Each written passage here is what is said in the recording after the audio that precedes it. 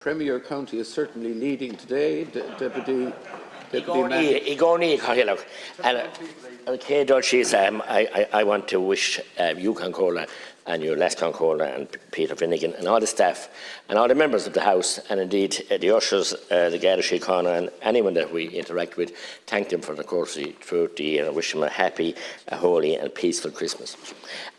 Minister, I want to ask you today, and plead for the, and I'm delighted that Minister Martin is here, plead for the artists, the musicians, the Cultori, and indeed they're so troubled at the moment, they're penniless. Why is it that the majority of musicians and workers in the music industry, lighting engineers and sound engineers, everybody, are always left out when it comes to supports? It always seems to be the venues or the big organisations that get, including the Arts Council, that get funded and doesn't trickle down to the grassroots, to the music on the ground, the music man or woman, the one-piece band, 2, 3 or 4. They're literally penniless now, because your plan, like who do you engage with, I want to ask you, Minister, when it comes to deciding who gets what, or who the Department of Arts engage with, Minister, is more important, as it seems that they are listening to the wrong people.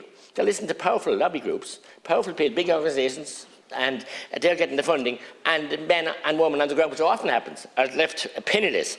Can you get, I'm pleading with you, can you get PUP rolled out where there are no strings to jump through at this stage? Because the majority of gigs, as we know, all the gigs have been cancelled. And it's on the back of a failed reopening plan, a miserably failed reopening plan that she initiated, and in the actions of NEFID, ever before Cabinet decided on the Taoiseach destination, leaks. It devastated every hotel and pub. Everything was cancelled for Christmas. Christmas was almost cancelled. But for the resilience of Santi, he would cancel it. And that's a horrible thing to have to say. So the pub has been reduced twice. And now these people, when they come off it, in good faith, go back to what they love, to sing and to enhance people's lives and to entertain and to give solace to people. And they tried it, and then you pulled the rug from under their feet. So I'm asking you, Minister Martin, to get involved today with the MAI and others, because this is almost Christmas week. It's our second last day here. And these people, many of them have sold their vans, many of them have sold some of their equipment. The banks are now foreclosing on some of their mortgages. It's a novel situation for these people, from the Cultus Cultori and all the musicians, and led by the wonderful Ross Oireachtas, and the people like Willie Bunn, the people like Paul Lafford, and I could name a string of them here, Dermot Driscoll, Trudy Lawler, I could name them all day, in every parish, in every town, literally, and they give up themselves, but the solace that they give to people, the people are longing for music, song and dance. They've been locked up and incarcerated for 19 months now, facing a second Christmas, and they need that stimulation. And it's part of our culture and heritage. Are you going to wipe it out? Have you some kind of death wish against these, Minister Martin? I'm asking this one too, because you won't deal with them. You won't talk to them. You did meet him, Minister McGrath, I know, and I appreciate the bona fides of Minister Martin too, but I believe there's some kind of an issue with the department, with senior department officials in your department, Minister Martin, that's not allowing these small people, these wonderful people, don't mean small in stature. Oh my God, the stature is huge, because the solace, the mental health issues that they solve and resolve, and the very solace and good well-being they give to people. To get out there and listen to the songs and to the dance and have a dance and have a bit of crack. I'm not good, that's all they want. And they're not robbing people. The venues that are very, very cheap. The venues also are getting hammered, we know that. But these musicians is my plea today. I'm pleading with you before Christmas to please, please, please think of them. They're penniless. Thank you. Minister. Thank you very much, Deputy, and it's a hat-trick for the Premier County today, so good to engage with you, Deputy McGrath. I do want to say that Minister Martin has had ongoing engagement with the sector, and in fact our officials met with them again yesterday, and Minister Martin did attend the meeting along with myself and the Taoiseach on the 6th of December, and the MEAI, whom you have referenced, were in attendance at that meeting, fully participated and spoke at that meeting. So there has been and continues to be ongoing engagement, and Minister Martin has always advocated very strongly around the Cabinet table and in all of our bilateral engagement for this sector, because she and all of government recognise that they have been among the most impacted since March of 2020, and we do want to protect all elements of our culture, of our heritage, traditional music, which I know you enjoy so much.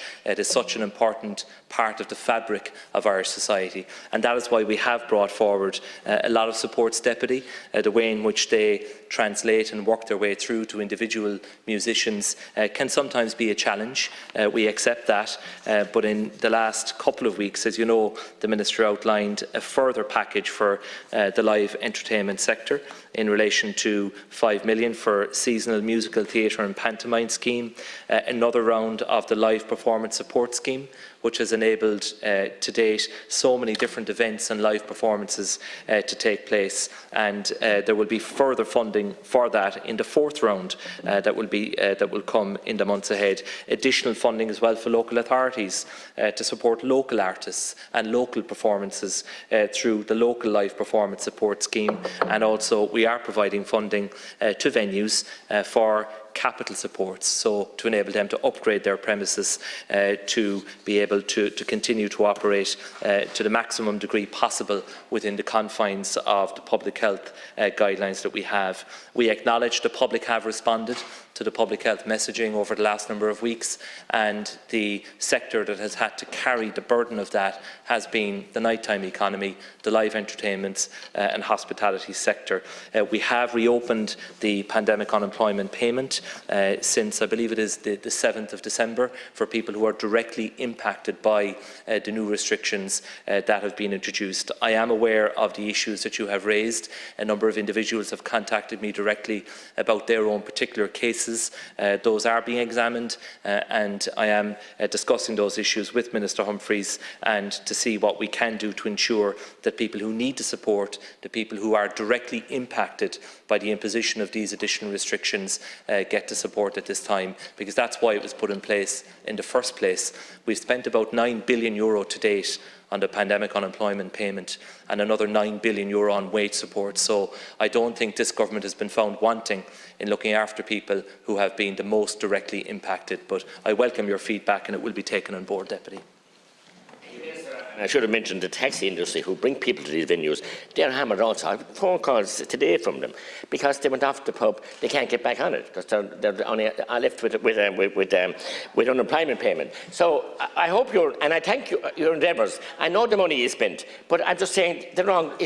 I don't deny it to anyone, but it's not trickling down to the people. You know it, Minister Martin knows it. And I'm appealing again to look after the musicians, because they don't put their hand out ever, and they're proud people as well. But they're in a perilous situation. They were knocked off. They were closed down in the industry, venues and gigs.